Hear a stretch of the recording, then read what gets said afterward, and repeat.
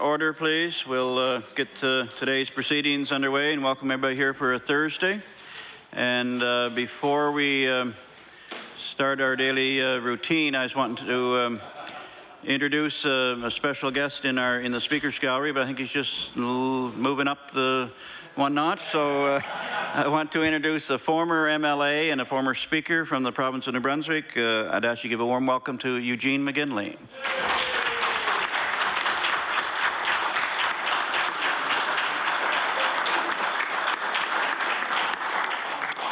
It's always great to have former MLAs here with us in the House from either Nova Scotia or other provinces. So it's good to have Mr. McGinley here with us this morning. We'll move on now then to the daily routine and presenting and reading petitions. The Honourable Member for Victoria the Lakes. Thank you, Mr. Speaker. Mr. Speaker, I beg leave to present a petition on behalf of the residents using the Middle River West Road. The operative clause being, we the undersigned are concerned citizens who urge the Department of Transportation and Infrastructure Renewal to make the repaving of Middle River West Road a priority. The petition contains the signatures of 265 individuals, and I have affixed my signature as well. The petition is tabled. The Honourable Member for Cole Harbour Eastern Passage. Thank you, Mr. Speaker. I beg leave to table a petition on behalf of the residents of Eastern Passage. And the operative clause is, whereas Eastern Passage is the largest community, one of the largest communities in Nova Scotia without a high school, we, the undersigned, support the building of a new high school in Eastern Passage and feel that it should be a priority for both the Halifax Regional School Board and the Government of Nova Scotia. And Mr. Speaker, as required by the rules, I've affixed my signature. The petition is tabled.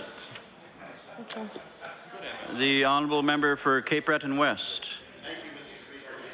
Leave to table a bill with the operative cause being now is the time to save lives and prevent severe disability. Now is the time to allow the disability to choose a form of health care that is available to everyone else in Canada except the people who have MS.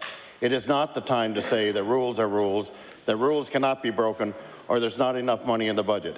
Many Nova Scotians have received treatment in different countries and have come back with amazing results such as reduced fatigue, ability to walk, use of hands, improved balance, and overall improved quality of life.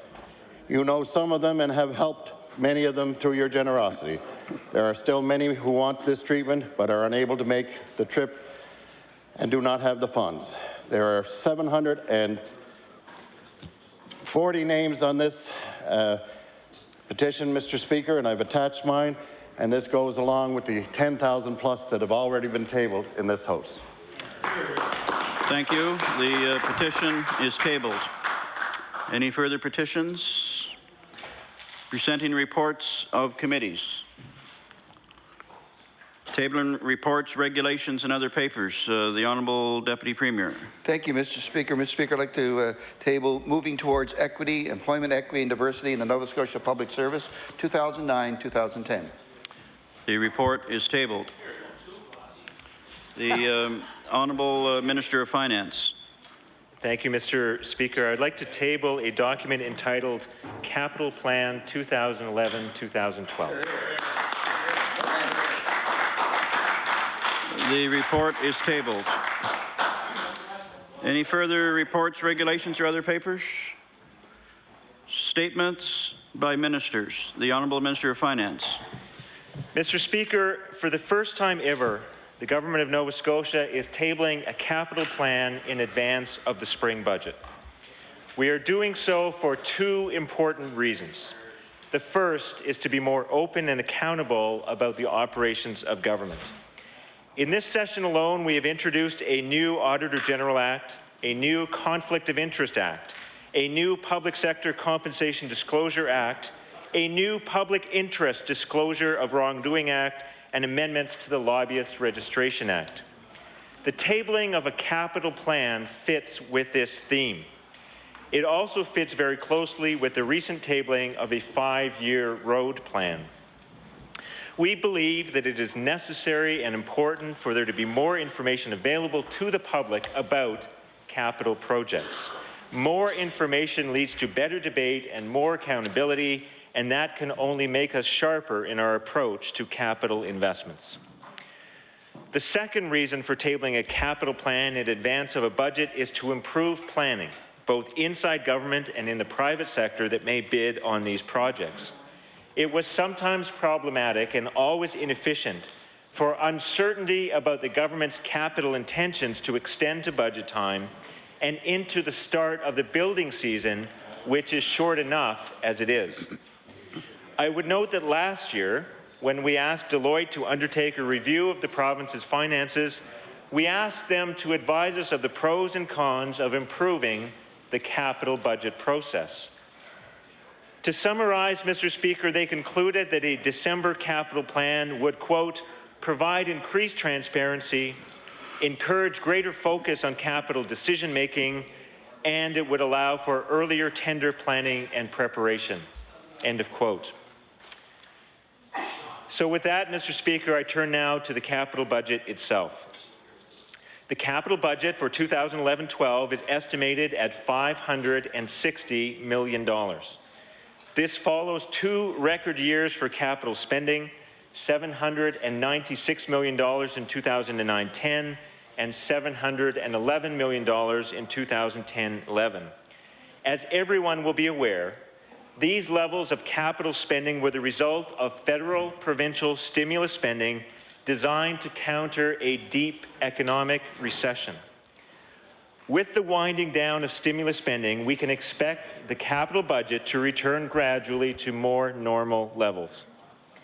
Mr. Speaker, in 2011-2012, highway capital is expected to be $265.0 million. Buildings, including schools, $149.5 million. Information technology projects, $35.3 million. Vehicles and equipment, $15.9 million. And capital grants, $94.3 million. I want to emphasize, Mr. Speaker, that these figures are not absolutely fixed for two reasons.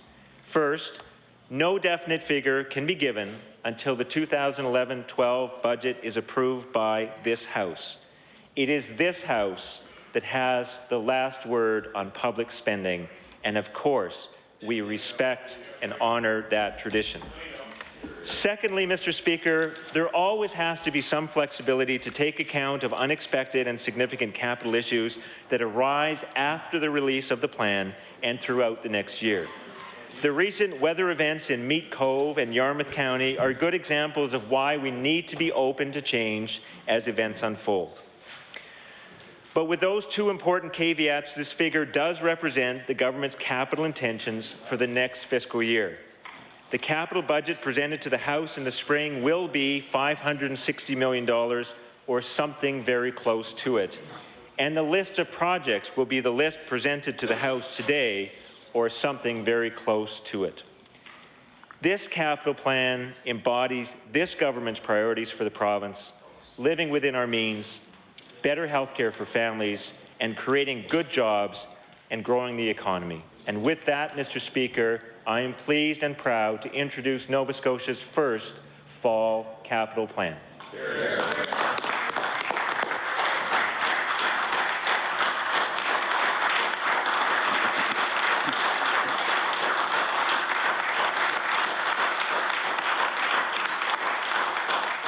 Thank you, Minister. I'll now recognize the honourable member for Kings West. Thank you. Thank you, Mr. Speaker. Well, this was one of the recommendations from the Deloitte Financial Review Phase 2. And of course, there are currently two provinces with separate capital budgets, New Brunswick and Prince Edward Island. PEI has prepared and tabled a 5-year capital budget authorized by the legislature in the Appropriations Act, Capital Expenditure 2009. New Brunswick has specific legislation requiring the preparation and submission of capital budgets, Fiscal Responsibility and Balanced Budget Act, which requires a capital budget to be presented by December 31st of each year. Prior to this, there was no single public listing of all government capital projects, both planned and underway. Well, this is a good first step, Mr. Speaker. What is supplied is a list of projects. What this plan lacks are the details. There are no cost breakdowns for each individual project. There are no timelines associated with each individual project. And it isn't even clear if a project is necessarily new or if it is an in-progress project. Today, people who work in industry will have a little more of a heads up on what government plans to do, but they won't get any details on tendering information or construction information. Today, Nova Scotians will have a better idea of activity which may or may not be going on in their communities, but apart from that, they won't have much more by way of detail about these projects.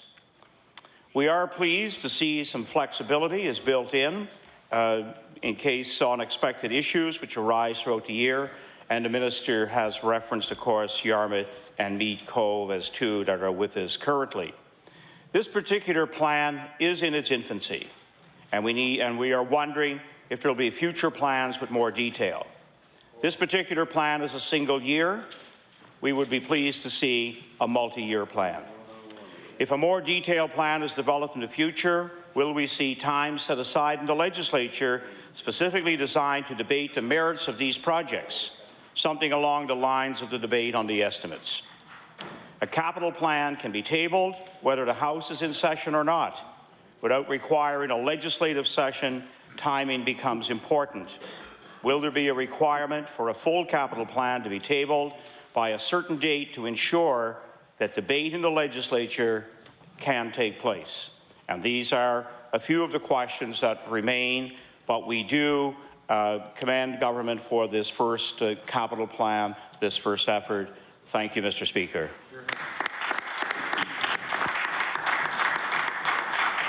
Thank you. And now recognize the honourable member for Inverness. Thank you, Mr. Speaker. Mr. Speaker, this plan is about government planning ahead to have tenders approved in advance of the construction season so Nova Scotians can have their roads paved, their hospital renovations constructed, and other infrastructure built each year without delay. Mr. Speaker, I think this is a good idea. I would caution this government and ask them not to take the role of this legislature to approve the capital budget each spring for granted. We have seen this most recently with Bill 100, where government has decided to post for a petition for the new for a proposed Labour Management Review Board before the legislature has approved the passing of that legislation. Bill 100 has not even been approved by the members of this House who represent all Nova Scotians, and yet government is setting the terms of this new position and has gone out to fill the job, while at the same time we have a private sector, non-unionized group of employers who employ 7 of every 10 Nova Scotians whose concerns about the legislation does not seem to matter. If it did, government would not be going out to hire someone to do the job before this legislature has agreed to what that person is supposed to do in the job. And this highlights 3 things: respect for Nova Scotians, to participate in democracy, respect for this institution, this House of Assembly, where each of us has a duty to represent the people who have placed their faith in us, and respect for those employed in non-unionized workplaces where decisions will be made about their workplaces without their input. So, Mr. Speaker, I believe in the value of majority governments. They allow governments to be decisive, to show leadership, and to get things done. But with this comes responsibility. Responsibility to respect other opinions and to be open to the ideas of others. Without this respect, we have very limited democracy. So may these remarks be a friendly reminder to this government that we come to this chamber to share our views, because democracy should happen here in this chamber, where all Nova Scotians are represented, and not just inside perhaps a cabinet room or an office that is not in this chamber. Otherwise, we risk treating this legislature as a mere rubber stamp, when it can be about so much more. Mr. Speaker, today I have learned a lesson. If ever I am fortunate enough to sit on that side of the House, I will remember to keep an open mind so that decisions I bring to this chamber are not final decisions, but decisions open to the input of other members of this House. Because by working together, the winners are Nova Scotians. And I believe that is what they want us to be doing here anyway. So today, we see value in what the government is doing. We have a shorter construction season than other jurisdictions that have warmer climates, and having a capital plan in place well before that season begins means that contractors will have more time to prepare to do the work and more time to spread out the work, because they will be ready to go on the first day of the season. This may attract more bidders for each contract and may save our province money. And anytime we can optimize the resources of our province for Nova Scotians, that is a good thing. Now, Mr. Speaker, when I think about capital planning, I think about roads. And I want to thank a minister of this government for his openness, and I believe that minister is a good example to all of us. I'm speaking about the Minister of Transportation, and he should know that the people of Inverness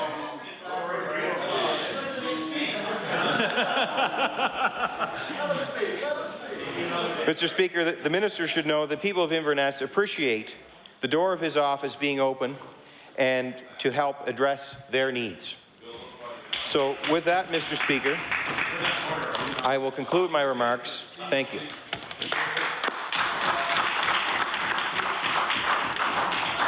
Thank you. Any further statements by ministers? If not, we'll move on then to government notices of motion. The Honourable Minister of Education. Thank you, Mr. Speaker. I hereby give notice that on a future day, I shall move the adoption of the following resolution.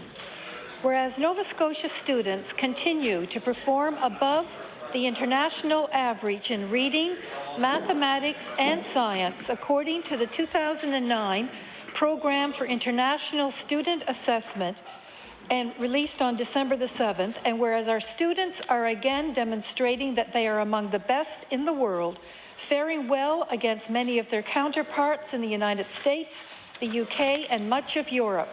And whereas Nova Scotia's best showing in the assessment was in reading, placing 13th in the world, therefore be it resolved that the members of this House congratulate Nova Scotia students, teachers, and school boards for their excellent work and results in the 2009 Program for International Student Assessment. I ask for a waiver of notice and passage without debate. There has been a request for waiver. Is it agreed? Agreed. All those in favour signify by saying aye. Those against say nay. The motion is carried.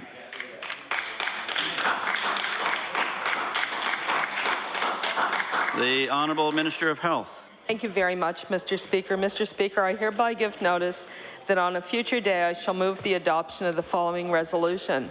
Whereas Dr. Izzeldin Abulashis is an author, a Nobel Prize nominee, a doctor, and a survivor of tremendous tragedy. And whereas Dr. Abulashis, a former resident of Gaza, bore witness to the Israeli-Palestinian conflict firsthand and suffered the devastating loss of his 3 daughters and niece in 2009. And whereas Dr. Abulashis, now a professor at the Dalla Lana School of Public Health at the University of Toronto, firmly believes that medicine transcends political and cultural borders and focuses on the human need to end disease and suffering. Therefore, be it resolved that all members of this House commend Dr. Izzeldin Abulashis for his dedication to the medical profession and his ongoing commitment to end conflict and promote peace. And Mr. Speaker, I request waiver of notice and passage without debate. There has been a request for a waiver. Is it agreed? Agreed. All those in favour signify by saying aye. Those against say nay. The motion is carried. The Honourable Minister of Tourism, Culture and Heritage. Thank you, Mr. Speaker. I hereby give notice that on a future day, I shall move the adoption of the following resolution. Whereas Windhorse Farm, owned by the Dresser family, has been recognized by the Tourism Industry Association of Nova Scotia with a Crystal Tourism Award of Excellence. And whereas Windhorse Farm was presented with the Parks Canada Sustainable Tourism Award for reflecting the 3 pillars of sustainable tourism, economic viability, environmental sustainability, and cultural appropriateness. And whereas Windhorse Farm should be commended for its commitment to excellence, encouraging an appreciation and respect for our natural, culture, and heritage, and fostering greater public awareness of the economic, social, cultural, and environmental significance of tourism. Therefore, be it resolved that all members of this House congratulate Windhorse Farm and its owners, the Dresser family, for the Tie-Ins Award and wish them continued success in the future. Mr. Speaker, I request waiver of notice and passage without debate. There has been a request for a waiver. Is it agreed? Agreed. All those in favour signify by saying aye. Those against say nay. The motion is carried.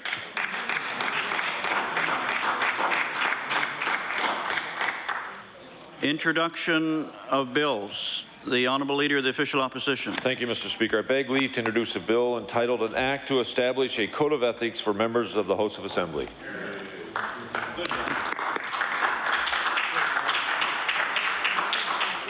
The Honourable Leader of the Official Opposition begs leave to introduce a bill an act to establish a code of ethics for members of the House of Assembly. Bill 131, an act to establish a code of ethics for members of the House of Assembly. Order that this bill be read a second time on a future day. Any further introduction of bills? Notices of motion. The Honourable Leader of the Official Opposition. Thank you, Mr. Speaker. I hereby give notice that on a future day I shall move the adoption of the following resolution. Whereas Joe Tidd was recognized as a builder at the first Bridgetown and Area Sports Hall of Fame induction on November 20th, 2010. And whereas Mr. Tidd, for over 40 years, has ensured that the ice at the Bridgetown Curling Club and the greens at the Bridgetown Lawn Bowling Club were always in the best of shape for its members and visiting teams. And whereas it is through the hard work and dedication of volunteers such as Mr. Tidd that Bridgetown has such a proud heritage and recreation. Therefore, be it resolved that the members of the House of Assembly congratulate Joe Tidd on his well-deserved induction to the Bridgetown and Area Sports Hall of Fame and wish him continued health and happiness into the future. Mr. Speaker, I ask for waiver of notice and passage without debate. There has been a request for waiver. Is it agreed? Agreed. All those in favour signify by saying aye. Those against say nay. The motion is carried. The Honourable Leader of the Progressive Conservative Party. Thank you, Mr. Speaker. I hereby give notice that on a future day I shall move the adoption of the following resolution.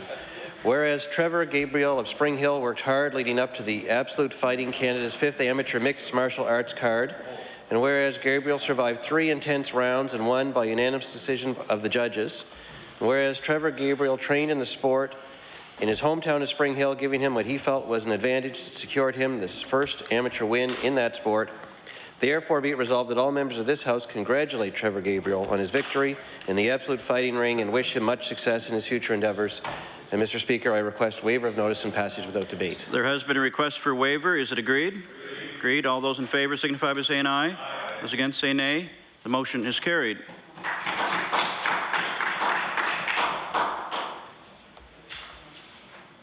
The Honourable Member for Cape Breton South. Mr. Speaker, I hereby give notice on a future day I shall move the adoption of the following resolution. Whereas the key to a competitive economy starts with ensuring our future workforce is well educated, and whereas cutting 22% from P to 12 education budgets does nothing to foster a culture which values knowledge and learning, and whereas in 2001 the leader of the NDP party and now Premier stated, and I quote, the province appears to be more interested in formulas and balanced budgets than delivering quality education. Therefore, be it resolved that in light of drastic education cuts which may result in school closures, massive staff layoffs and cuts to programs, the Premier explained to the constituents of Cape Breton Nova why he now believes that quality education should be sacrificed for balanced budgets. The motion is tabled. The Honourable Member for Cape Breton West. Thank you, Mr. Speaker. Mr. Speaker, I hereby give notice that on a future date I shall move the adoption of the following resolution. Whereas excuse me. Whereas the Jerry Journo Memorial Cup Race is always a popular event at Ski Benyon, and whereas the Benyon ski team and their head coach, Roger Hardy, is a part of the Alpine Ski Nova Scotia, and whereas 14-year-old Malcolm Jonah of Albert Bridge and 17-year-old Joss McDonald of Big Pond were key participants in the 2010 Journo Memorial Cup Race, therefore be resolved that all members of this House of Assembly applaud the Benyon ski team, the participants in the annual Jerry Journo Memorial Race, and all skiers who are tabulating points in the annual Nova Scotia Alpine Skiing Series. And Mr. Speaker, I would request waiver of notice and passage without debate. There has been a request for waiver. Is it agreed? Agreed. All those in favour signify by saying aye. Those against say nay. The motion is carried. The Honourable Leader of the Official Opposition. Mr. Speaker, hereby give notice on a future day I shall move the adoption of the following resolution. Whereas Howie Jackson was recognized for his remarkable athletic achievements at the first Bridgetown and Area Sports Hall of Fame induction on November 20th, 2010, and whereas Mr. Jackson was an outstanding natural athlete in all of his endeavours, however, he was a master of the long and triple jump, setting records in 1964 in both events that remain today, 64 years later, unchallenged. And whereas for over 50 years in sports have been an important part of Howie Jackson's life with involvement not only as an athlete, but as a coach and an official. Therefore, be it resolved, the members of the House of Assembly congratulate Howie Jackson on his well-deserved induction into the Bridgetown and Area Sports Wall of Fame. Mr. Speaker, I ask for waiver of notice and passage without debate. There has been a request for waiver. Is it agreed? Agreed. All those in favour signify by saying aye. Those against say nay. The motion is carried. The honourable member for Argyll. Thank you very much, Mr. Speaker. I hereby give notice on a future date. I shall move the adoption of the following resolution. Whereas anniversaries are an occasion for family and friends to celebrate the life of two individuals united as one. And whereas it's been said that a marriage anniversary is the celebration of love, trust, partnership, tolerance, and tenacity, but the order varies at any given year. And whereas on November 13, 2010, a very special occasion took place when Gustave and Marie Surette celebrated their 60th wedding anniversary. Therefore, be it resolved that the members of the House of Assembly join me in congratulating Gustave and Marie on this remarkable milestone in their life together and wish them many more happy years. Mr. Speaker, I request waiver of notice and passage without debate. There has been a request for waiver. Is it agreed? Agreed. All those in favour signify by saying aye. Those against say nay. The motion is carried. The honourable member for Halifax Clayton Park. Mr. Speaker, I hereby give notice that on a future day I shall move the adoption of the following resolution. Whereas Charles Dickens' A Christmas Carol is a holiday classic that challenges us to help the less fortunate and keep the spirit of Christmas year-round, and whereas a dramatic reading of the holiday classic was held at the Bella Rose Theatre with actors in Victorian costume, musical interludes, and American Sign Language for the deaf. And whereas Wanda Lee Burl Kowalczyk, a member of the Bella Rose Theatre Board, organized the performance in support of fine arts in the community. Therefore, be it resolved that the members of the House of Assembly congratulate Wanda Lee Burl Kowalczyk and the many volunteer actors, musicians, and others who made the performance so very magical. Mr. Speaker, I ask for waiver of notice and passage without debate. There has been a request for waiver. Is it agreed? Agreed. All those in favour signify by saying aye. Those against say nay. The motion is carried. The honourable member for Colchester North. Thank you, Mr. Speaker. I hereby give notice on a future day I shall move the adoption of the following resolution.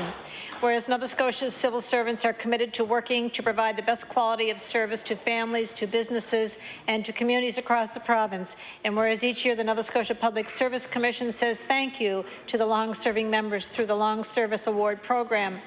And whereas Howard Matthew Frame of Colchester North was recognized for his 30 years of service with the Department of Natural Resources, therefore be it resolved all members of the House of Assembly congratulate Howard Matthew Frame for his service to the Government of Nova Scotia over the last 3 decades. Mr. Speaker, I request waiver of notice, passage without debate. There has been a request for waiver. Is it agreed? Agreed. All those in favour signify by saying aye. Those against say nay. The motion is carried. The honourable member for Kings West. Thank you, Mr. Speaker.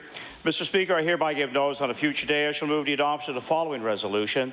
Whereas the Nova Scotia Health Research Foundation celebrated its 10th anniversary by honouring the next generation of health researchers when they awarded 10 $10,000 scholarships to grade 12 students across the province this past June.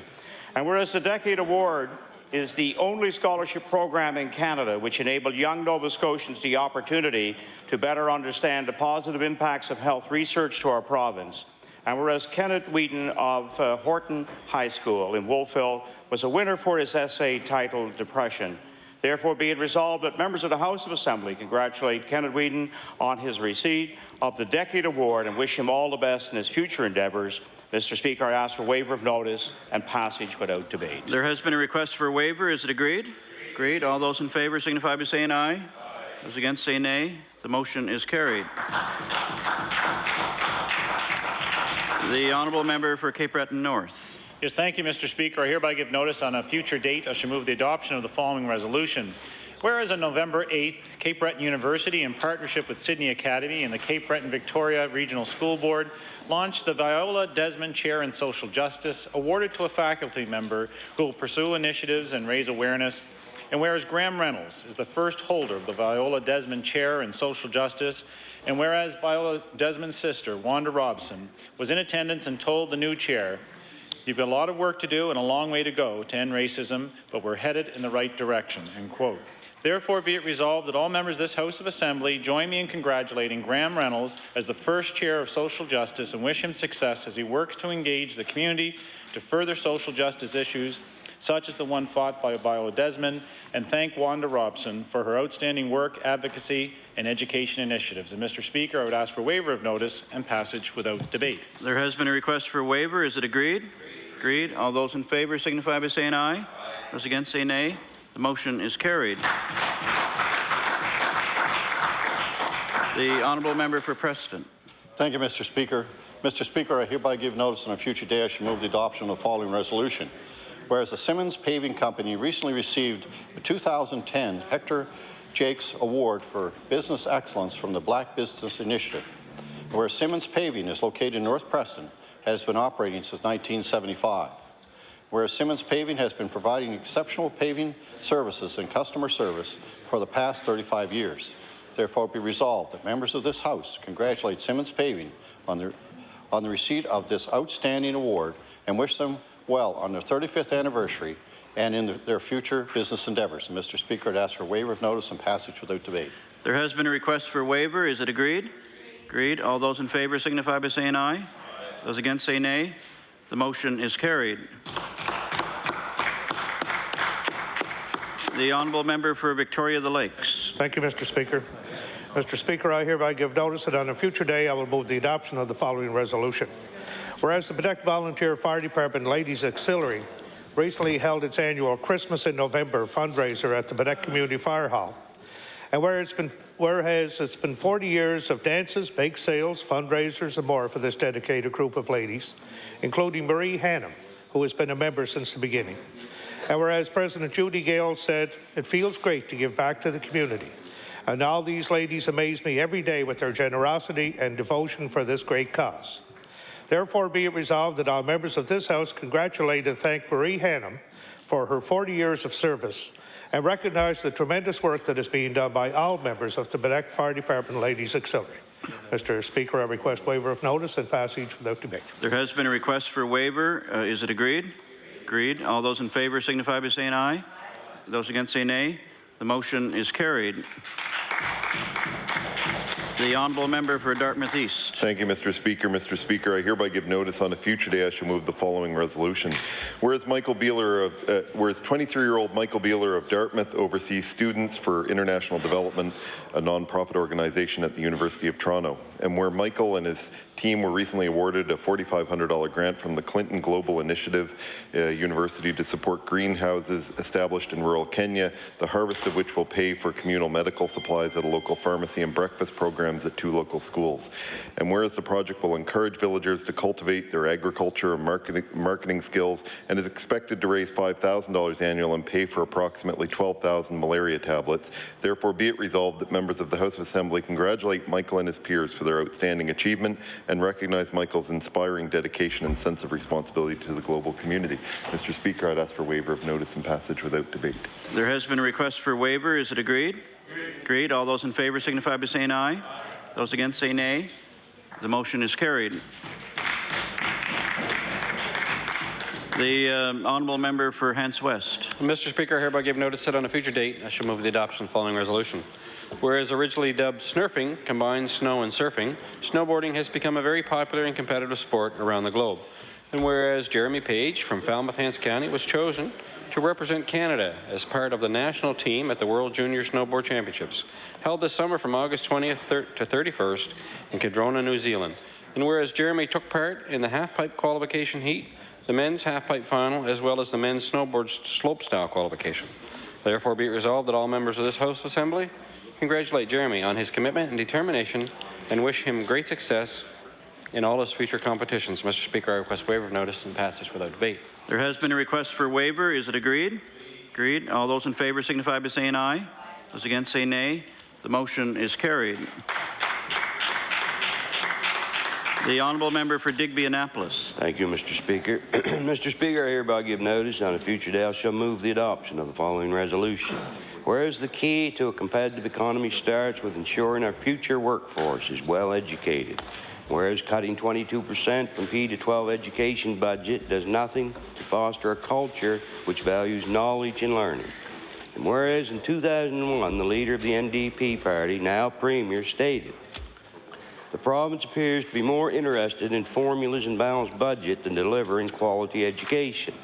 Therefore, be it resolved that in light of the drastic education cuts, which may result in school closures, massive staff layoffs, cuts to programs, the Premier explained to the constituents of Queens why he now believes that quality education should be sacrificed for balanced budgets. Mr. Speaker, I ask for waiver of notice, passage without debate. There has been a request for waiver. Is it agreed? I hear several noes. The motion is tabled. The Honourable Leader of the Progressive Conservative Party. Mr. Speaker, I hereby give notice that on a future day I shall move the adoption of the following resolution. Whereas Bernie Smith is a British immigrant to Canada who served the City of Halifax for 23 years as a very able city treasurer. And whereas for almost 7 years, Mr. Smith has been the manager of the Spring Garden Area Business Association, a position in which he has become known for working 12-hour days and for transforming Spring Garden Road into an attractive shopping area capable of competing with all the other shopping areas in the world. And whereas friends, supporters, and colleagues will gather this evening to celebrate Mr. Smith's well-deserved retirement, therefore be it resolved that all members of this House congratulate Bernie Smith on his retirement and thank him for his dedication to Halifax and to our province. Mr. Speaker, I'll request waiver of notice and passage without debate. There has been a request for waiver. Is it agreed? Agreed. All those in favour signify by saying aye. Those against say nay. The motion is carried. The Honourable Member for Yarmouth. Thank you, Mr. Speaker. I hereby give notice that on a future day I shall move the adoption of the following resolution. Whereas on July 16, 2010, Yarmouth County residents Darren King, a volunteer firefighter, and Scott Hurlbert were driving home to Yarmouth from Clare when they noticed two police cruisers driving to Mavelet Beach and followed them to see if they could be of assistance. And whereas upon their arrival at the beach, Darren King and Scott Hurlbert discovered 4 people who were in danger of drowning and swam into the ocean amidst an extremely strong undertow in order to help those whose lives were in jeopardy. And whereas their timely efforts were key in saving the lives of those individuals, leading the Red Cross to present them with a commendation for being willing and able to offer crucial assistance. Therefore, be it resolved that the members of the House of Assembly recognize Darren King and Scott Hurlbert for their bravery, selflessness, compassion, and inspirational act of heroism. Mr. Speaker, I ask for waiver of notice and passage without debate. There has been a request for waiver. Is it agreed? Agreed. All those in favour signify by saying aye. Those against say nay. The motion is carried. The Honourable Member for Hants West. Mr. Speaker, I hereby give notice that on a future day I shall move the adoption of the following resolution. Whereas Lorraine Phillips of Windsor was recently honoured for a quarter-century of exemplary work with the Department of Natural Resources in an administrative capacity. And whereas the Nova Scotia Public Service Commission is committed to making a difference in the lives of Nova Scotians. And whereas Nova Scotia civil servants contribute to the prosperity of our province. Therefore, be it resolved that all members of this House of Assembly applaud the dynamic work of Lorraine Phillips over the past 25 years with the Department of Natural Resources and commend her for a job well done. Mr. Speaker, I would request waiver of notice and passage without debate. There has been a request for waiver. Is it agreed? Agreed. All those in favour signify by saying aye. Those against say nay. The motion is carried. The Honourable Member for Glace Bay. Thank you, Mr. Speaker. Mr. Speaker, I hereby give notice that on a future day I shall move the adoption of the following resolution. Whereas the Glace Bay Universal Negro Improvement Association Museum has been successful in promoting the heritage of African Nova Scotians and recognizes the role African Nova Scotians have played in the growth and development of Glace Bay. And whereas the historic Glace Bay UNIA Hall, which was once visited by the legendary Marcus Garvey, was completely renovated in 2006 with the help of government partners and, of course, community members. And whereas the UNIA board members hosted an extremely successful Marcus Garvey Day celebration in August of this year and opened the UNIA Community Spirit Garden to serve as a spiritual gathering place for the residents of Glace Bay. Therefore, be it resolved that the members of this House of Assembly join me in congratulating Teresa Brewster, the UNIA board members, and all community-minded residents who continue to build on the strengths of the UNIA Hall in Glace Bay, and we look forward to their continued success in the Bay. Mr. Speaker, I ask for waiver of notice and passage without debate. There has been a request for waiver. Is it agreed? Agreed. All those in favour signify by saying aye. Those against say nay. The motion is carried. The honourable member for Argyll. Thank you very much, Mr. Speaker. I hereby give notice on a future date. I should move the adoption of the following resolution. Well, you can say no if you want. Whereas the birth of a child is a momentous event and marks the beginnings of a very satisfying journey down a long road where the rewards far outnumber the challenges. And whereas author Edna J. LeShan said, "A new baby is like the beginning of all things, wonder, hope, and a dream of possibilities." And whereas on August 20th, 2010, a very special occasion took place when Ellie and Jason Kitchen welcomed their son into the world. Therefore, be it resolved that all members of this House of Assembly join me in congratulating Ellie and Jason on this momentous event in their lives and wishing them many more happy years as parents. Mr. Speaker, I request waiver of notice and passage without debate. There has been a request for waiver. Is it agreed? Agreed. All those in favour signify by saying aye. Those against say nay. The motion is carried. The honourable member for Clare. Thank you, Mr. Speaker. Mr. Speaker, I hereby give notice that on a future day I shall move the adoption of the following resolution. Whereas many local volunteer firefighters provide a vital and outstanding service throughout rural Nova Scotia, and whereas Brian Camo has been recognized for his dedication and service beyond the call of duty in helping preserve the security of our community, and whereas Brian Camo was recognized on Friday on November 27, 2010 by the Littlebrook Volunteer Fire Department for his 15 years of dedicated service. Therefore, it be resolved that members of this House of Assembly congratulate firefighter Brian Camo for receiving his Fire Service Long Service Award for his 15 years of service to his community. Mr. Speaker, I would ask for waiver of notice and passage without debate. There has been a request for waiver. Is it agreed? Agreed. All those in favour signify by saying aye. Those against say nay. The motion is carried.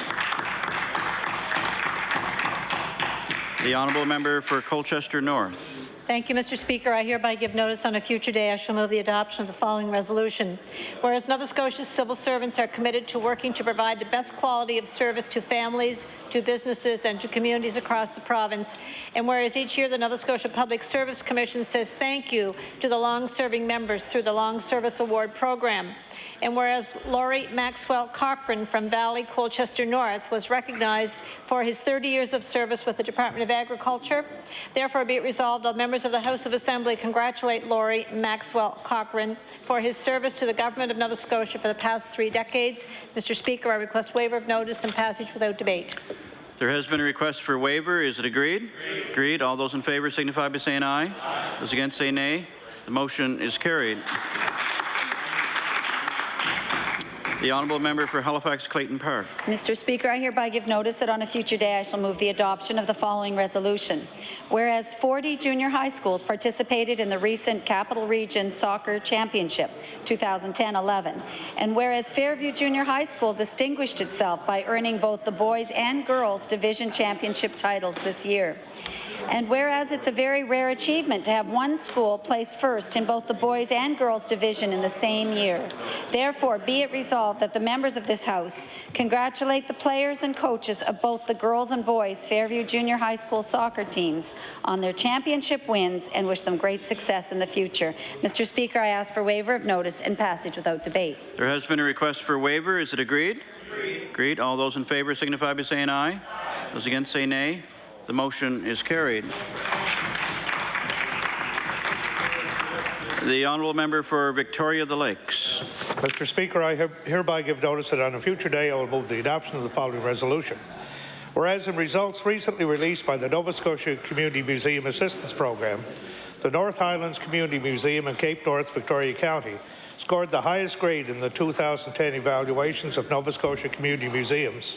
And whereas 21 community museums across Nova Scotia were evaluated this year, with scores ranging from 41.1% to 89.5%, with a mean value of 68.4, and with North Highlands Museum receiving the 89.5% score. And whereas a team consisting of Deidre Fraser, Darcy Kimmett, and Rebecca Daisley inspected over 1,000 artifacts in the museum collection in preparation for the evaluation. Therefore, be it resolved that all members of this House congratulate the board, its employees and volunteers on scoring so well in this evaluation, on being a leader within this province, and wish them every success in the future. Mr. Speaker, I request waiver of notice and passage without debate. There has been a request for waiver. Is it agreed? Agreed. All those in favour signify by saying aye. Those against say nay. The motion is carried. The honourable member for Kings West. Thank you, Mr. Speaker. Mr. Speaker, I hereby give notice on a future day I shall move the adoption of the following resolution. Whereas on December 1st, 2010, the Consumer Choice Awards were presented at the World Trade and Convention Centre in Halifax, and whereas the Consumer Choice Awards are determined by an independent research firm for Consumers Choice Institute Canada by surveying consumers and are unique to North America because it is the consumer who determines the winners, not a panel of judges. And whereas the winners of the Consumer Choice Award can be extremely proud of their accomplishments, as the award is considered to be a real seal of excellence throughout industry. Therefore, be it resolved that members of this House of Assembly congratulate always and forever for receiving the 2010 Consumer Choice Award for the category of formal wear retailer, and wish them continued success in all future endeavours. Mr. Speaker, I ask for waiver of notice, passage without debate. There has been a request for waiver. Is it agreed?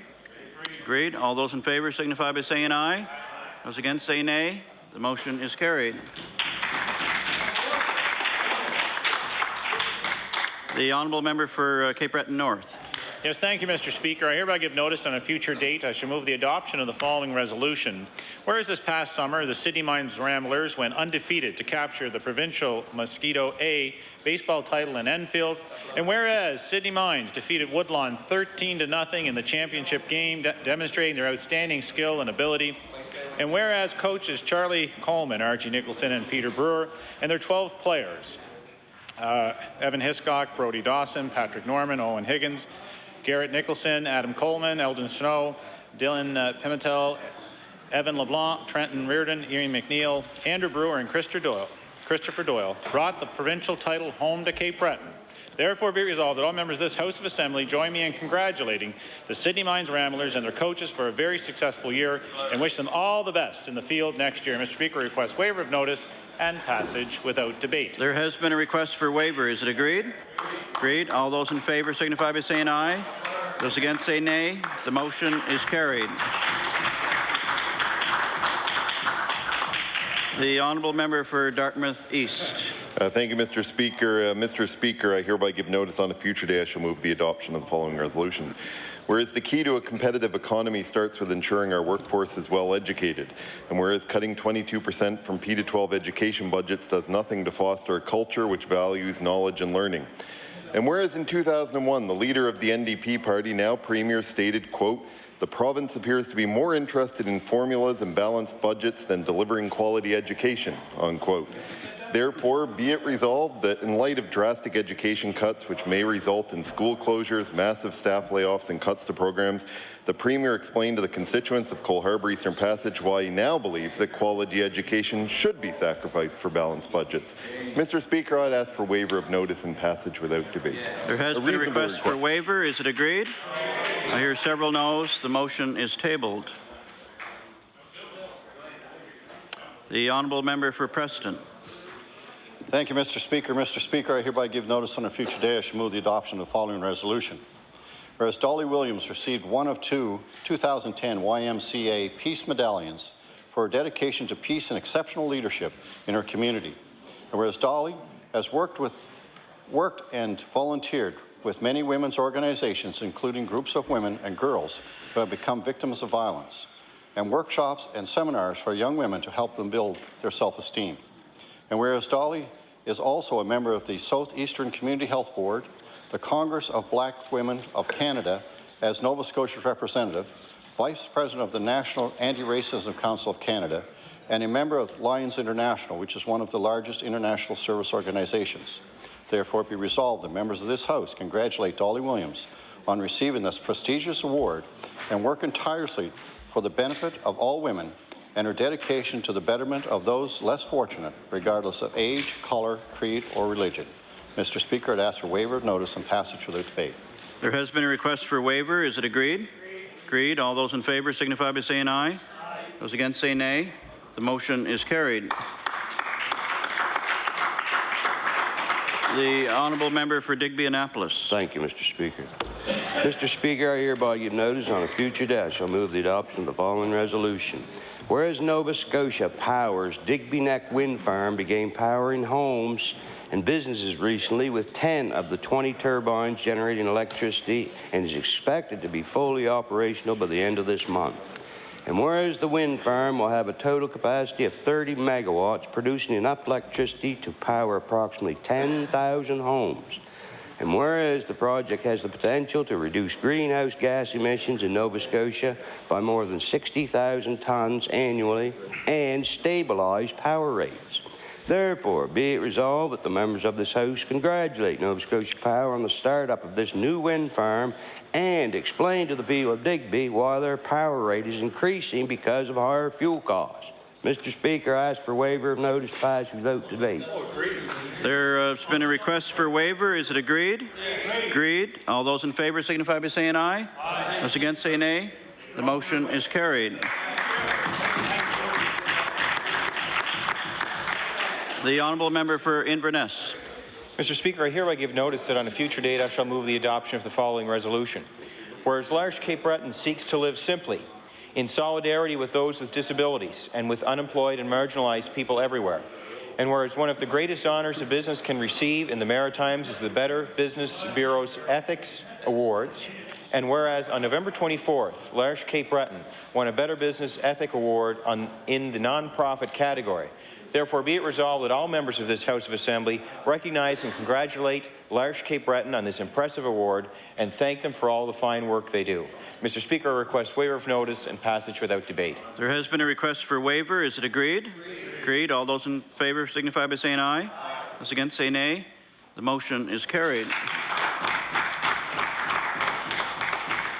The honourable member for Clare. Thank you, Mr. Speaker. Mr. Speaker, I hereby give notice that on a future day I shall move the adoption of the following resolution. Whereas on December 1st, 2010, the Consumer Choice Awards were presented at the World Trade and Convention Centre in Halifax, and whereas the Consumer Choice Awards are determined by an independent research firm or Consumers Choice Institute Canada by surveying consumers and are unique to North America because it is the consumer who determines the winners, not a panel of judges.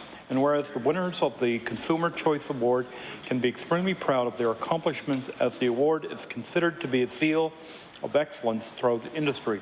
Therefore, it be resolved that members of this House of Assembly congratulate Adams Photography for receiving the 2010 Consumer Choice Award for the category of photographers and wish them continued success in all future endeavours. Mr. Speaker, I would ask for waiver of notice and passage without debate. There has been a request for waiver. Is it agreed? Agreed. All those in favour signify by saying aye. Those against say nay. The motion is carried. The honourable member for Yarmouth. Thank you, Mr. Speaker. I hereby give notice that on a future day I shall move the adoption of the following resolution. Whereas Parents Place, the Yarmouth Family Resource Centre, a non-profit charitable organization run by a volunteer board of representatives, interested individuals, and centre participants, has been assisting families in Yarmouth County since 1993. And whereas the mission of Parents Place is to strengthen and empower families in a nurturing environment by promoting their physical, mental, and spiritual well-being without discrimination. And whereas one of the many vital programs Parents Place offers, a program that is especially important during this time of year, the Christmas Adopt a Family program, in which families are anonymously matched with sponsors and are able to receive gifts, food, and more with local businesses, families, and charitable organizations contributing to make this program a success. Therefore, be resolved that the members of the House of Assembly recognize Parents Place for the immense support and many opportunities they provide for countless families in Yarmouth County. Mr. Speaker, I ask for waiver of notice and passage without debate. There has been a request for waiver. Is it agreed? Agreed. All those in favour signify by saying aye. Those against say nay. The motion is carried. Any further notices of motion? The honourable member for Dartmouth East. On behalf of the member for Bedford Birch Cove, Mr. Speaker, Mr. Speaker, I hereby give notice on a future day I shall move the adoption of the following resolution. Whereas on October 1st, 2010, Jennifer Grantham from Timberley began a 10-day trek to Mount Everest Base Camp with the Arthritis Society Joints in Motion fundraising campaign. And whereas Jennifer has been volunteering and fundraising for the Arthritis Society for the last few years, raising money and promoting the organization to friends and family. And whereas in honor of her mother-in-law, Elaine Grantham, Jennifer has previously completed the Peru trek to Machu Picchu. Therefore, be it resolved that members of the House of Assembly congratulate Jennifer Grantham for completing the physically demanding trek to Mount Everest Base Camp, acknowledge the significant contribution she has made raising $15,000 for the Arthritis Society, and wish her continued success in all her future endeavours. Mr. Speaker, I ask for waiver of notice and passage without debate. There has been a request for waiver. Is it agreed? Agreed. All those in favour signify by saying aye. Aye. Those against say nay. The motion is carried. The honourable member for Glace Bay. Mr. Speaker, I hereby give notice that on a future day I shall move the adoption of the following resolution. Whereas on December 1st, 2010, the Consumer Choice Awards were presented at the World Trade and Convention Centre in Halifax. And whereas the Consumer Choice Awards are determined by an independent research firm for Consumers Choice Institute of Canada by surveying consumers and are unique to North America because it is the consumer who determines the winners, not a panel of judges. And whereas the winners of the Consumer Choice Award can be extremely proud of their accomplishments as the award is considered to be the seal of excellence throughout industry. Therefore, be it resolved that the members of this House of Assembly congratulate MBW Courier for receiving the 2010 Consumer Choice Award for the category of Courier Services Local. And we wish them continued success in all their future endeavours. Mr. Speaker, I ask for waiver of notice and passage without debate. There has been a request for waiver. Is it agreed? Agreed. All those in favour signify by saying aye. Aye. Those against say nay. The motion is carried. The honourable member for Yarmouth. Thank you, Mr. Speaker. On behalf of the member from Bedford Birch Cove, I hereby give notice on a future day I shall move the adoption of the following resolution. Whereas the key to a competitive economy starts with ensuring our future workforce is well educated, and whereas cutting 22% from P to 12 education budgets does nothing to foster a culture which values knowledge and learning, and whereas in 2001 the leader of the NDP and now Premier stated the province appears to be more interested in formulas and balanced budgets than delivering quality education.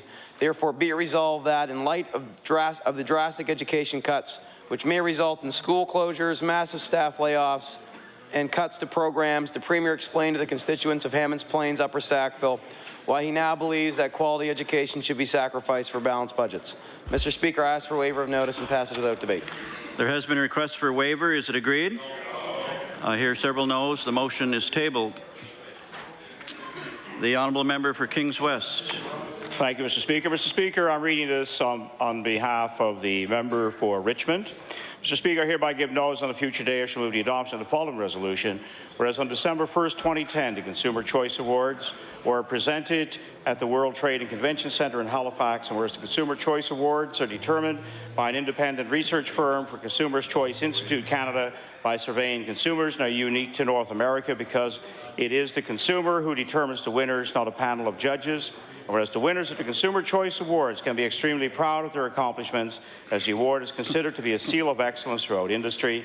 Therefore, be it resolved that members of the House of Assembly congratulate Maritime Dance Academy for receiving the 2010 Consumer Choice Award for the category of dance instruction and wish them continued success in future endeavours. Mr. Speaker, I ask for waiver of notice, passage without debate. There has been a request for waiver. Is it agreed? Agreed. All those in favour signify by saying aye. Aye. Those against say nay. The motion is carried.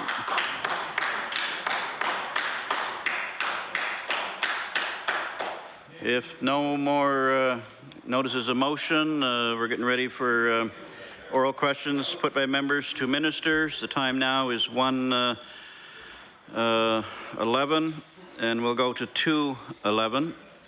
And I'll recognize the honourable member for Dartmouth East. Thank you, Mr. Speaker. Mr. Speaker, on January 1st, residential electricity customers will see their bills increase by almost 6%, and nearly half of that increase will be due to the NDP's new electricity tax. Large industrial customers will see their rates go up by over 7%. Mr. Speaker, as members of the House would know, this is the 6th increase in 9 years, and we know that Nova Scotia Power rates are now guaranteed to increase for at least the next 2 years, and the government's electricity tax will also increase for at least 1 other year. Mr. Speaker, my question to the Premier: he has demanded that previous governments take action on increasing power rates when he was in opposition. Now that increased power rates are about to hit every electricity customer in the province yet again, what is he going to do as Premier? The Honourable Premier. Thank you, Mr. Speaker. Well, of course, we didn't wait to act, Mr. Speaker. In fact, we took the HST off of home electricity, Mr. Speaker. That was a commitment that was made by this caucus, and we did that. The Honourable Member for Dartmouth East on your first supplement. Well, Mr. Speaker, the Premier well knows that eliminating the HST on residential bills has been long wiped out and does nothing to help industrial or commercial customers. Mr. Speaker, other provinces are taking meaningful action to help with the cost of power utilities. PEI is ensuring lower interest rates. New Brunswick is taking action to at least freeze rates. The government's only action was to put Nova Scotia's health at risk by relaxing mercury regulations, a step that will have little long-term impact on rates. The economic competitiveness of Nova Scotia is being compromised, and the Premier is unwilling to act. So, Mr. Speaker, when will the Premier take on Nova Scotia Power and ensure that every saving possible in their operations is passed on to consumers? The Honourable Premier. Well, Mr. Speaker, in fact, the changes to the regulations we made means that between now and 2020, the same amount of mercury will be taken out of the environment as previously decided. And what happened instead is that instead of getting a double-digit increase, we saw a much smaller increase. That's the one thing we did, Mr. Speaker. And the other thing that I'm not sure if this is what the member opposite is suggesting, but perhaps he could tell the House whether or not he's suggesting that the government should subsidize the electricity rates. The Honourable Member for Dartmouth East on your final supplement. Well, Mr. Speaker, the Premier has no problem telling the school boards to find the money in administration, so maybe he could at least say that to Nova Scotia Power. But no surprise, he's silent. Mr. Speaker, the government has failed to act on introducing competition to the electrical marketplace for renewable energy producers. That step would mean better financing, better rates for customers, and more renewable energy in this province faster. It's a step even the Department of Energy has previously recommended, and it's a step already permitted in New Brunswick. So, Mr. Speaker, will the Premier finally take real action and move affordable renewable energy forward in this province and allow renewable electricity producers to sell directly to customers? The Honourable Premier. Well, Mr. Speaker, again, we didn't wait on these issues. In fact, we set out a renewable electricity plan which has been widely praised by the renewables advocates, Mr. Speaker. On top of that, Mr. Speaker, we concluded an arrangement with the province of Newfoundland through the work of Emera and Nalcor in order to be able to ensure that this province has access to good renewable electricity supply, Mr. Speaker. And I would remind everyone that it was the official opposition, it was the Liberal Party that voted with the Conservatives to put the 8% HST back on home electricity and then voted against the budget that took it off.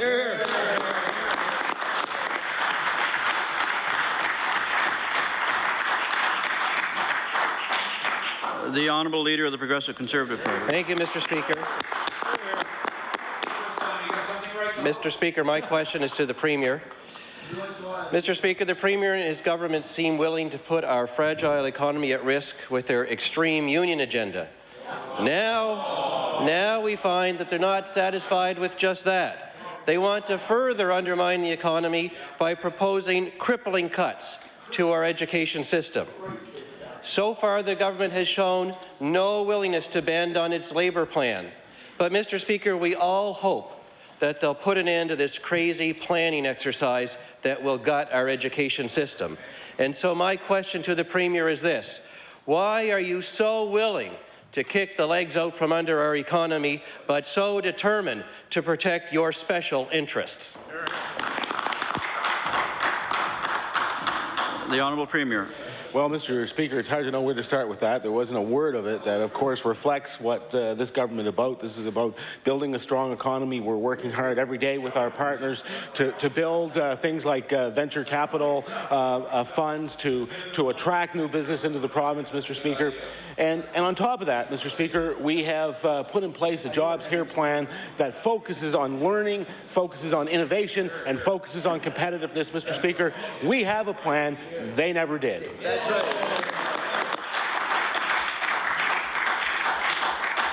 The Honourable Leader of the Progressive Conservative Party on your first supplementary. Mr. Speaker, I'm glad the Premier made reference to his economic development plan, because I find it very interesting that the proposed cuts to our education system, totaling $196 million, are eerily the same as the $200 million he plans to spend on the economic development plan that he talked about. The irony is overwhelming, since education is the best investment we can make in our children and our future economic prosperity. And so my question to the Premier is this: why pay for yet more economic development programs and agencies and funds on the backs of Nova Scotia students? The Honourable Premier. Well, Mr. Speaker, as the Leader of the Conservative Party knows, we have been clear with our institutions, particularly with the community college, that we very much support and the undertakings that they are making to improve the skills of Nova Scotians so that they can participate in our economy, Mr. Speaker. And in fact, we have committed to and delivered on 250 additional community college seats, Mr. Speaker. The Honourable Leader of the Progressive Conservative Party on your final supplementary. Mr. Speaker, the Premier is responsible for the stewardship of our economy, and he is failing in that responsibility with his pro-union agenda, and he is failing in that responsibility by planning to gut our education system. The fact of the matter is, over the last 5 years, test scores in this province, because of investments in education, have been going up. A great sign of future success for our economy. And so my final question to the Premier is this: why put all that at risk? Whose interests are you really protecting? The Honourable Premier. Mr. Speaker, I've told all of our partners in all of our sectors, whether it's in the municipalities, the universities, the schools, the hospitals, that it is incumbent upon the government to be able to get the expenditures of the province under control so that the revenues match what it is that we're spending.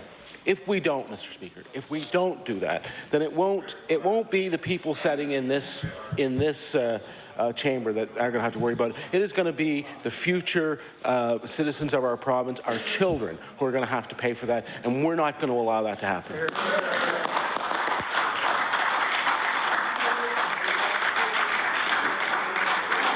The Honourable Leader of the Official Opposition. Thank you, Mr. Speaker.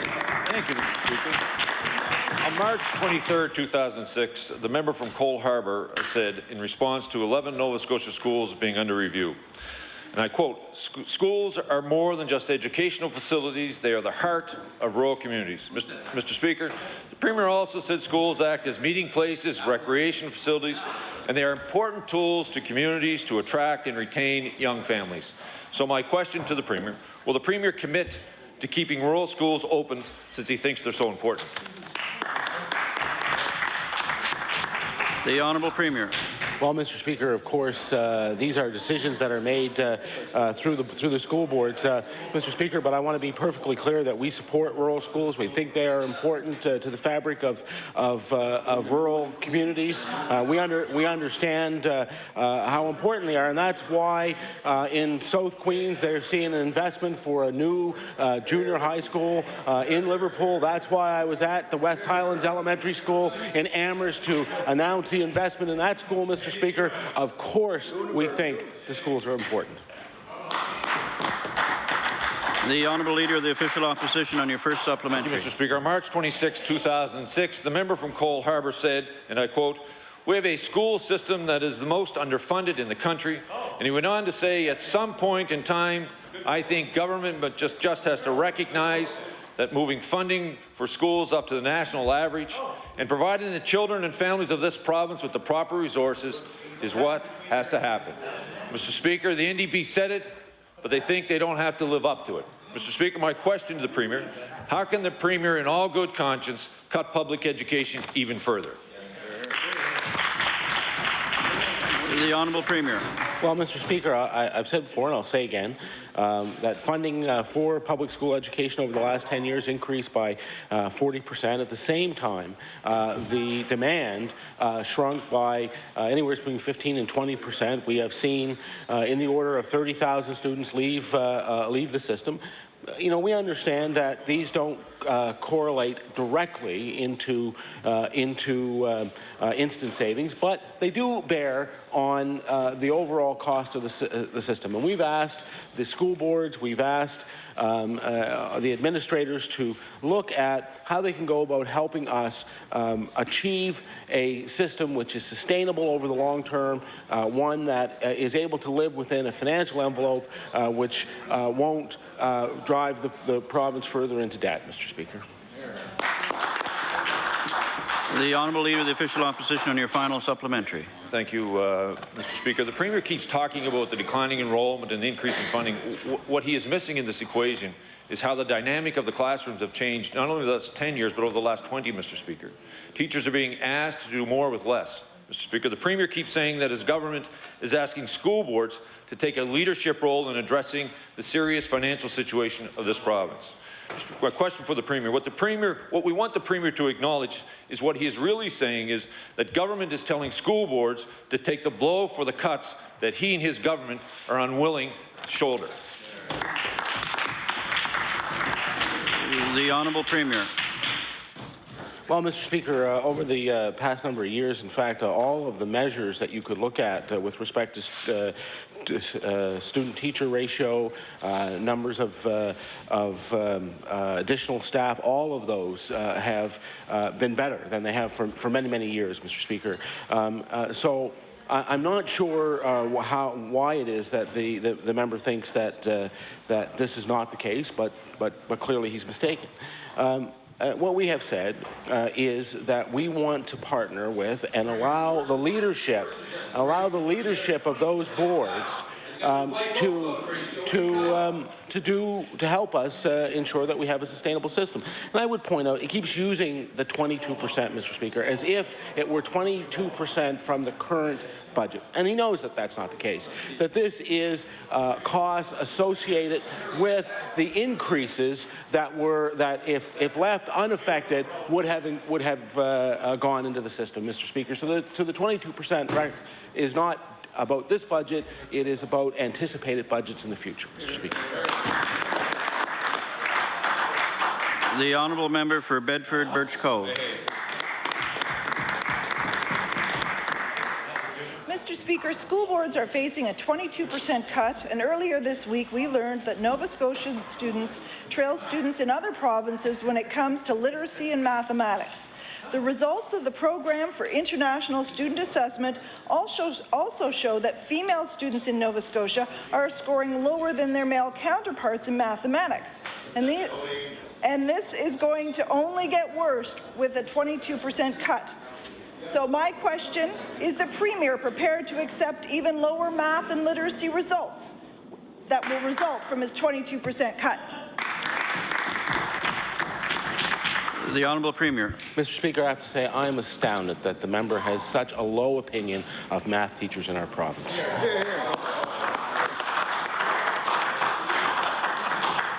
The Honourable Member for Bedford Birch Cove and your first supplementary.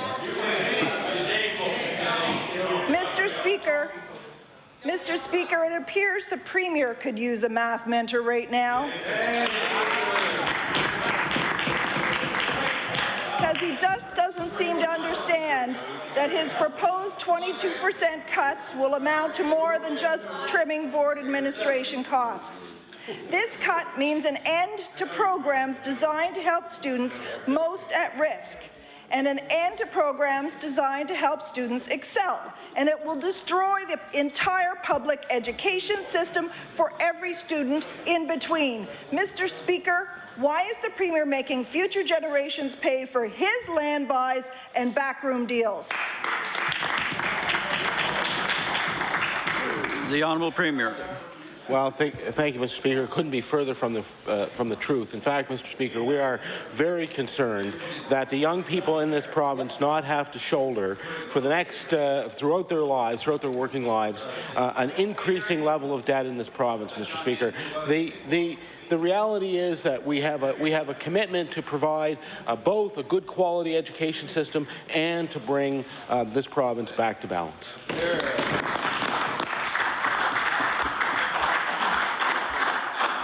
The honourable member for Bedford Birch Cove on your final supplementary. Mr. Speaker, nobody said that they had to go back to balance on the backs of those students, and that is his choice. In fact, the Nova Scotia School Boards Association has said that Nova Scotia will have, and I quote, the worst public education system in the country if the NDP follows through with this 22% cut. My question to the Premier, how can we expect Nova Scotia to succeed in the 21st century if we cut education? The Honourable Premier. Well, Mr. Speaker, as I've said before, I expect that the boards will deliver a good quality service, a good quality education for the young people of this province. That is their responsibility, Mr. Speaker. I heard the member say that we didn't have to get back to balance, so I'd like her perhaps if she could explain, how big a deficit for how long?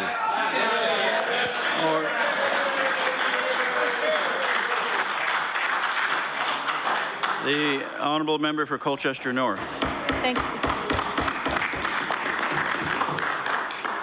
Thank you, Mr. Speaker. My question through you is to the Premier. Each year, our universities graduate 600 students who have completed a degree program in education. These young men and women have spent a minimum of 6 years of study to achieve their goal. That is to be a teacher. They have hopes and dreams of pursuing a career in education, and most of them want to achieve that goal here in Nova Scotia.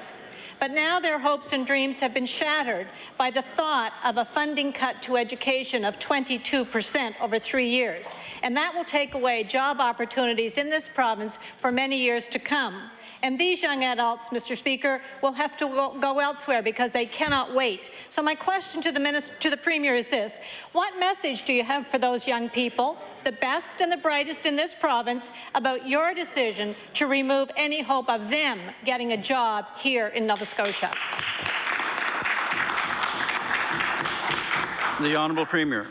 Well, thank you, Mr. Speaker. The reality is, I don't think the member would have missed this, but we have an aging demographic. In fact, we have many people who are now coming out of the public service, who are coming out of the teaching profession, and over the next 10 years, Mr. Speaker, that is going to be. What are you talking about? Order. The Honourable Premier has the floor. We have a lot of people who are coming out of the system already, Mr. Speaker, and that will give rise to many job opportunities for the young people who are graduating with education degrees. The honourable member for Colchester North and your first supplementary. Well, Mr. Speaker, I'm not impressed with the comment. I would expect you to rule on that, but you didn't. So, Mr. Speaker, young professionals are the strength of communities across this province. They become the leaders in the local organizations. They become the coaches in minor hockey. They become the volunteers in charity and fundraising events. And they contribute to the economy of this province through purchasing homes, vehicles, buying local, and paying taxes. So my question to the Premier is this: for a government that wants to stimulate the economy and grow jobs, what part of this picture do you not get? The Honourable Premier. Well, Mr. Speaker, The number of teachers that are in the system reflect the demand for those teachers in the public school system. As people, and I said we have an aging demographic. The reality is many people are now moving through that. There are retirements in the system. As they go out of the system, of course, new teachers will be hired to fill those positions.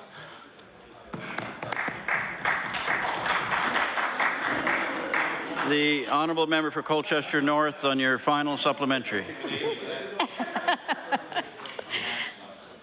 Oh, it's your age. Mr. Speaker, an economic plan is supposed to stimulate the economy by attracting people and businesses to our province. One of the biggest challenges in Nova Scotia is, as has been stated, an aging and declining population. So when we need to welcome young people to our province, youth and talent into the public service, so that this economic plan would translate into jobs, our young educators are being forced to go down the road. So my question to the Premier is this: when these new graduates are forced to leave Nova Scotia, what consultation has he had or has his minister had with members of the Canadian Federation of Students or the Nova Scotia Student Alliance of Nova Scotia Student Associations? What conversation has he had with them about what impact this will have on their hopes and dreams? The Honourable Premier. Well, Mr. Speaker, I never pass up the opportunity to discuss the opportunities and challenges for young people. I think it's important, in fact, not only that we're able to keep our own young people here, but the fact of the matter is that we have a great resource here in the many universities we have. I believe that we should be doing everything we can to also attract those students to stay in this province. Mr. Speaker, the way that will be done, of course, is by ensuring that we have a good education program, which we already do, but also, Mr. Speaker, by ensuring that we have a strong economy, which is what the Jobs Here plan is all about.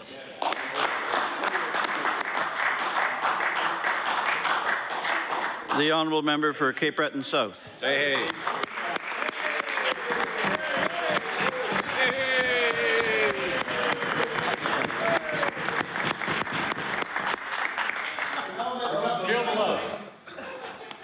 Mr. Speaker, my question today is to the Minister of Education. Mr. Speaker, those concerned about the future of Holy Angels High School, and there are many, are still left with more questions than answers regarding the future of this all-girls institution of excellence in learning.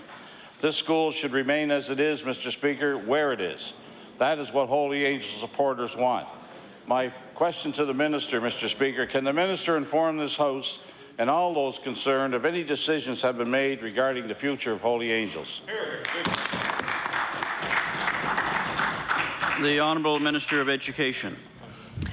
Thank you, Mr. Speaker. I certainly appreciate the interest of the honourable member and many people who have an affiliation with Holy Angels School and other residents of the Sydney area who are interested in this issue. As I've repeated many times in this chamber, the committee made up of senior officials from the department and the school board are meeting on a regular basis to do the research and analysis so that they can present a report with options to the Cape Breton Victoria Regional School Board by the end of December, early January, and no decisions have been made until that information is available. Thank you. The honourable member for Cape Breton South on your first supplementary. Thank you very much, Mr. Speaker. I guess there's still no answers from the Minister, and maybe we might get some answers once this House rises, whenever that is, before Christmas or after Christmas. But, Mr. Speaker, the Premier has stated in this House that his NDP government will not purchase Holy Angels from the Sisters of the Congregation of Notre Dame. Yet the Minister has stated many times that all options are on the table. Mr. Speaker, will the Minister of Education advise this House and all those concerned whether the NDP government is recommending that a private individual or company buy Holy Angels and rent it to the school board? The Honourable Minister of Education. Thank you, Mr. Speaker. for other reasons, I've been somewhat distracted by other business in this chamber, and I have not been briefed on the ongoing work of the committee. I am not aware of what the honourable member is suggesting, and as I said, you know, I trust trust in the officials working on this committee that they will do due diligence and look at all options available and present that information to the school board in due time. Thank you. The honourable member for Cape Breton South and your final supplementary. Mr. Speaker, if the minister's too busy to deal with important issues like Holy Angels, maybe somebody else should be in that portfolio dealing with it, you know. I mean, the minister stands in her place here, Mr. Speaker, and states that she doesn't know what's going on because she's too busy. This is a very important issue in the education system of my community and the community of Cape Breton, and indeed for all people who are interested in the future of Holy Angels High. And the minister can stand here and say that because of events here, she's too busy to deal with it. Mr. Speaker, my final supplementary. The Premier has taken his stand, and it does not include buying Holy Angels. The Minister of Education has not taken any position except to continue to procrastinate on the important matter of the future of Holy Angels. My question to the Minister, will you guarantee that Holy Angels will remain as an all-girls high school as it is, where it is, regardless of who owns the building, thereby keeping this tradition of excellence since 1885 well into the future? Do the right thing, Madam Minister. The Honourable Minister of Education. Thank you, Mr. Speaker. This is a decision of the Cape Breton Victoria Regional School Board. I'm in no position to make a commitment on their behalf. I can ensure that the process being used is one that will ensure that those members of the Cape Breton Regional School Board have all the information they need to make a good decision. Thank you. The Honourable Member for Inverness. Mr. Speaker, my question is to the Minister of the Public Service Commission. Is it true you have extended 100% job security in recent labour negotiations? Good question. The Honourable Minister responsible for the Public Service Commission. No. The Honourable Member for Inverness and your first supplementary. Well, Mr. Speaker, it's interesting to hear that because the word on the street is not so. And I've noticed a very quiet labour organization since this government has come to power. Well, Mr. Speaker, we cannot blame people for wanting job security. But this province has finite resources, and every decision we make has an impact somewhere else in government. We see it in education. Now, my question is to the Premier. The priority for this government is to put labour first. A great number of expenditure in government is salaries. And this government has chosen to lock that cost in no matter how the needs of Nova Scotians may change. How are we going to balance a budget when you have given away, when you don't have control of a major lever of expenditure control? The Honourable Premier. Well, Mr. Speaker, first of all, it's simply not the case. And just to have a look at the history of the two immediate governments, our government and the immediate past government, they went through an exercise where they negotiated 2.9% wage increases. Mr. Speaker, we realized that that was not sustainable. What you've seen so far is 1% wage, 1% increases, Mr. Speaker, so that we could adequately manage something as important, of course, as our public service. The Honourable Member for Inverness and your final supplementary. Mr. Speaker, if we want a strong and prosperous economy, we can't have everybody working for government. Now, in this province, 1 in 4 works for government, but it takes about 2 out of the other 3 who don't to pay for the one that does. Now, this results in the need for high taxes and an economy that has limited potential to grow. That's too confusing for them. An economy that has limited potential to grow no matter what government is in power. Now, my question is to the Premier. Well, and that's a good question because we have a government that goes to the school boards to find savings when they've already determined 82% of the costs for school boards. So this is not about teachers in the classroom, Mr. Speaker. This is about what's happening inside government.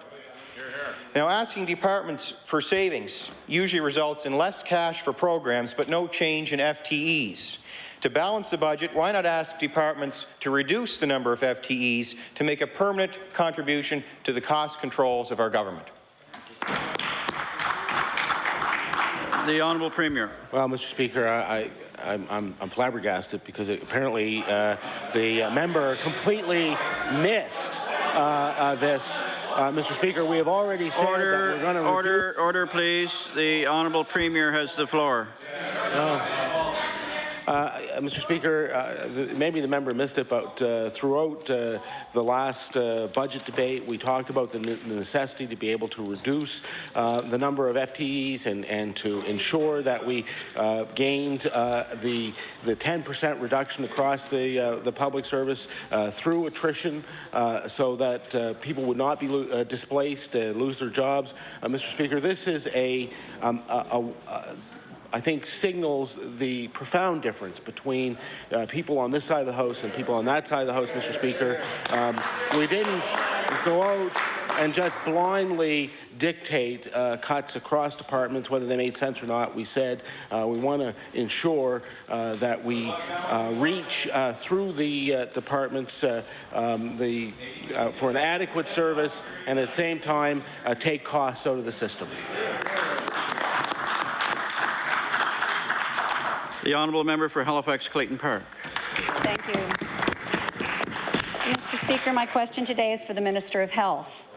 Yesterday, the Hyde report was released with over 80 recommendations in total from Judge Ann Derrick. The very first recommendation was a call for a mental health strategy. In fact, the first 9 recommendations relate to mental health and the need for health and justice to collaborate to improve the way we treat those who are suffering from mental illness. My question for the Minister is, are you intending to accept the recommendations of the Hyde report that relate to health, and will you be creating a position in government of Director of Mental Health Strategy? The Honourable Minister of Health. Thank you very much, Mr. Speaker. Mr. Speaker, first of all, I think all members of this House acknowledge that what happened was a tragic incident, and we express our profound regret and sympathy to Mr. Hyde's family. And if anything can come from this tragic incident, it should be lessons that we can learn that will ensure that some other individual who has schizophrenia or any other mental health disorder will not face the kinds of situations that happened with Mr. Hyde. And having said that, Mr. Speaker, work in the Department of Health is well underway to develop Nova Scotia's first mental health strategy, and that mental health strategy will be completed sometime in 2011, Mr. Speaker.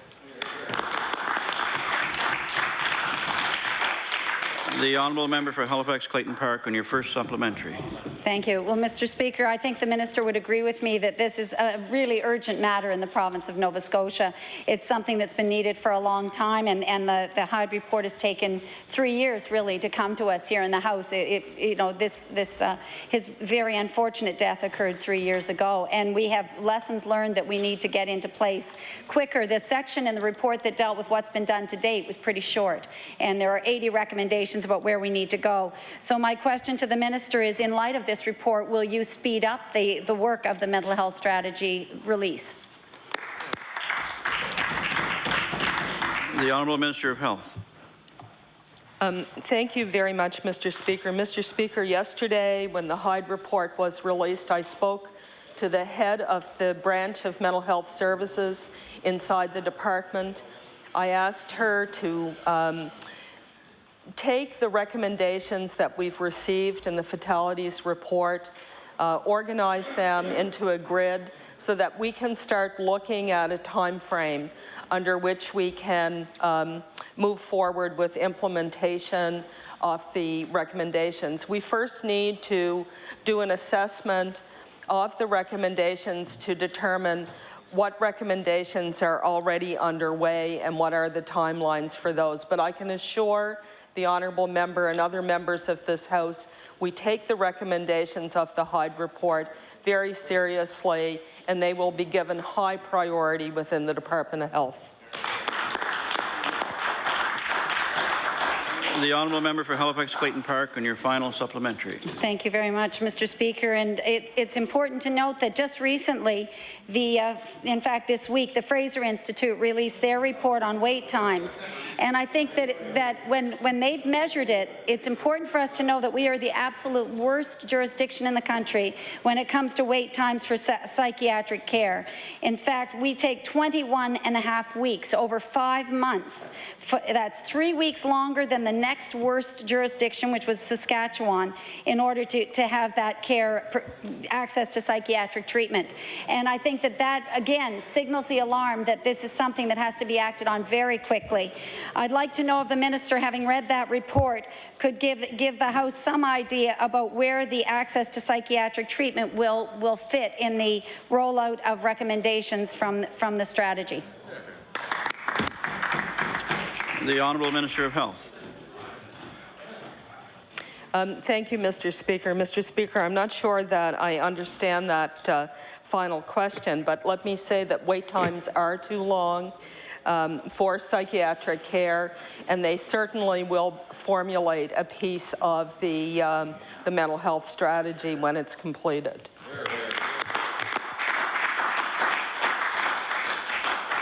The Honourable Member for Victoria the Lakes. Thank you, Mr. Speaker. Mr. Speaker, my question through you is to the Premier.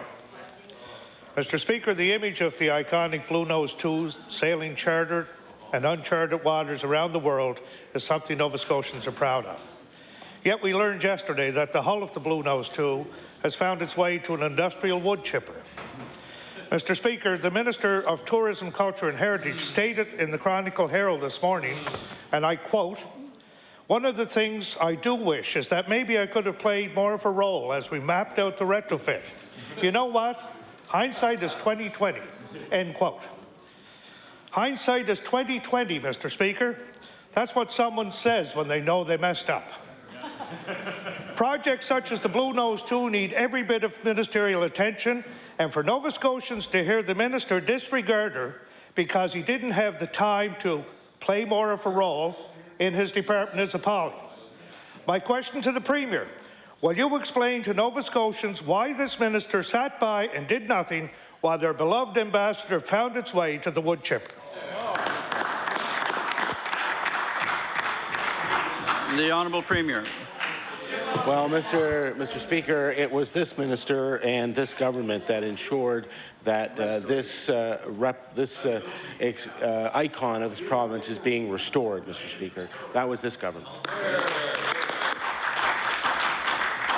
The Honourable Member for Victoria the Lakes on your first supplementary. Thank you, Mr. Speaker. My question this time is through you to the Minister of Tourism, Culture and Heritage.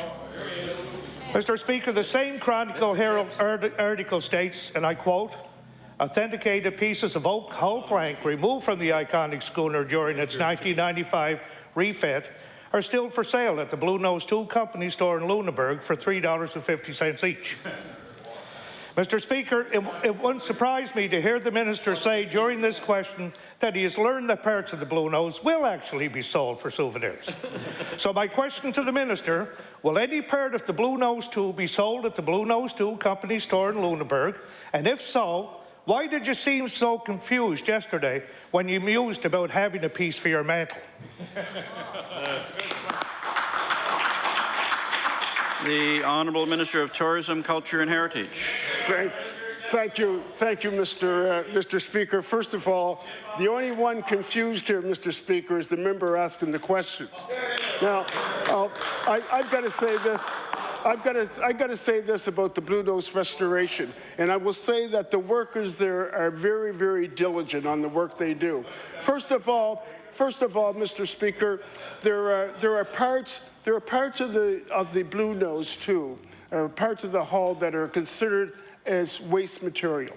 Under the rules of environmental regulations, that construction waste has to be destroyed. There are also parts of the Blue Nose, Mr. Speaker, that are being reused. There are some parts of the Blue Nose that are being set aside and will be used in the future they're going to be set aside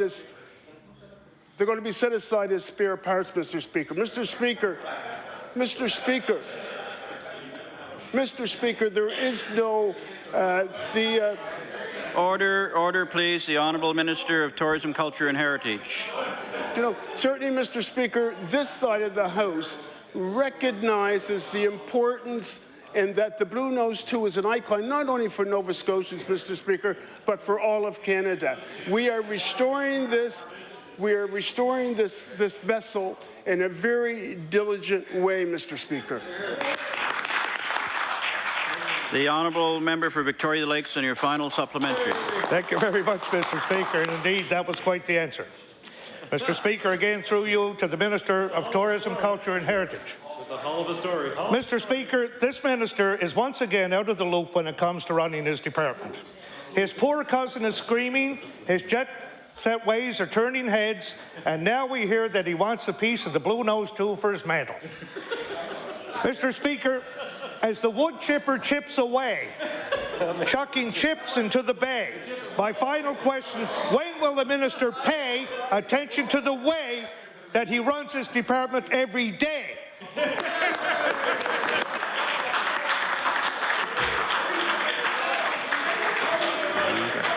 The Honourable Minister of Tourism, Culture and Heritage.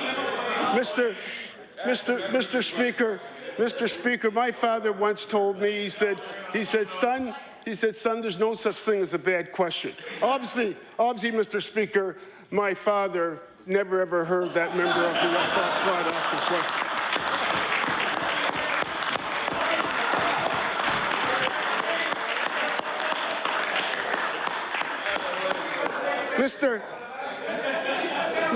Mr. Speaker, I can stand here in my place and say with confidence, I got the utmost confidence on the individuals, on those workers that are working to restore the Blue Nose to the vessel that we can be proud of, Mr. Speaker.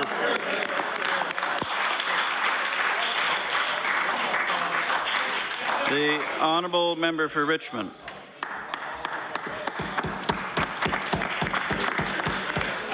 Mr. Speaker, more than 30 years ago, Nova Scotia became the first province to introduce freedom of information legislation.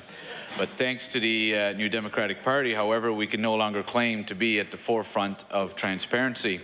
Speaker, we have learned that the NDP refused our province's freedom of information and protection of privacy officers' requests for an additional staff member so that her office could start to bring the volume of work they encounter under control. My question to the Minister of Justice is why did your government refuse this request so that the Freedom of Information Office could be able to better address the concerns of Nova Scotians? The Honourable Minister of Justice. Thank you, Mr. Speaker, and I thank the member for that question. There's a number of jobs that they've recommended that we put within the government, and at the time we want to be looking at making sure we're managing resources to the best possibility. As I stated in the time that we made the change on allowing access to that information at the lower rates from $25 to $5, that we would monitor the situation. We'll continue to monitor the situation and the workload that's there and make an evaluation when appropriate.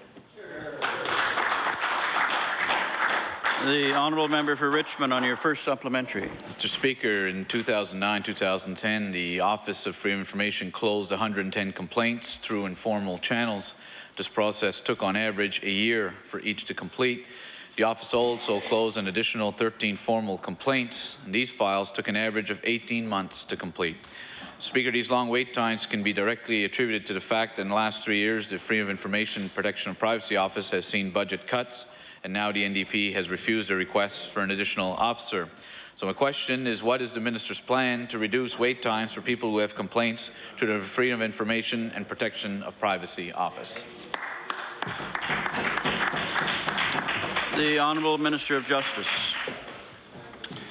Thank you very much for that question. On that issue, I will consult with the director of that department and determine what plans should be best put in place to meet the needs and the concerns that they put forward. And I look forward to discussing those issues with her.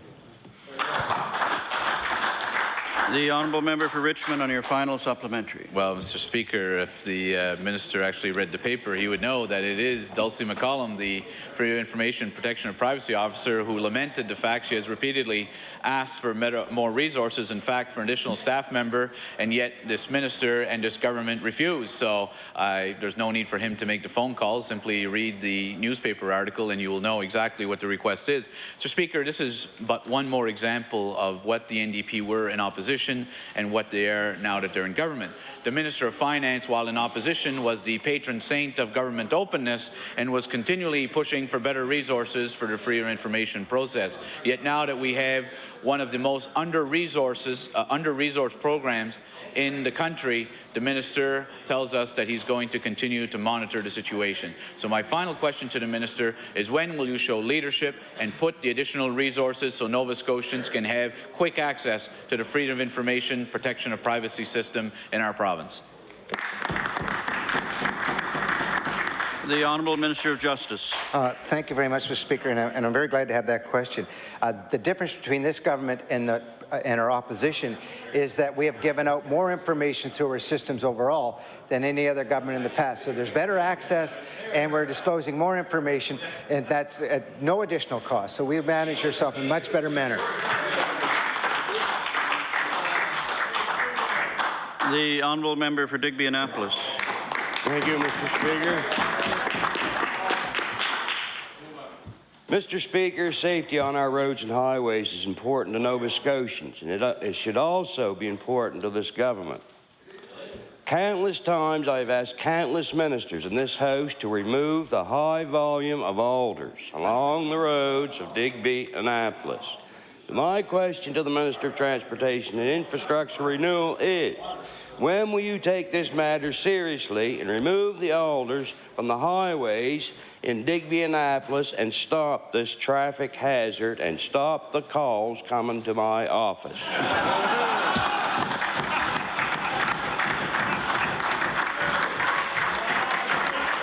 The Honourable Minister of Transportation and Infrastructure Renewal. Thank you to the member opposite. I wish some of those calls wouldn't come to my office in Timberley Prospect also. I'm aware of the fact, and I thank the member for the question. Of course, we're also aware of the important part of the budgetary decisions that are going to be ahead, that we continue to have as much RIM money, and I know members, of course, of this House are aware of how important that is when it comes to maintaining local roads, particularly at crossroads where we come to dangerous intersections. I want the member opposite and the other members of this House to know this is an ongoing concern. It's a concern that I am fully appreciative of, and when the RIM money decisions are made, alder bush cutting will be considered, I assure you. The Honourable Member for Digby Annapolis on your first supplementary. Thank you, Mr. Speaker. Mr. Speaker, Highway 217 in particular is inundated with alders and has become a serious risk to drivers and pedestrians.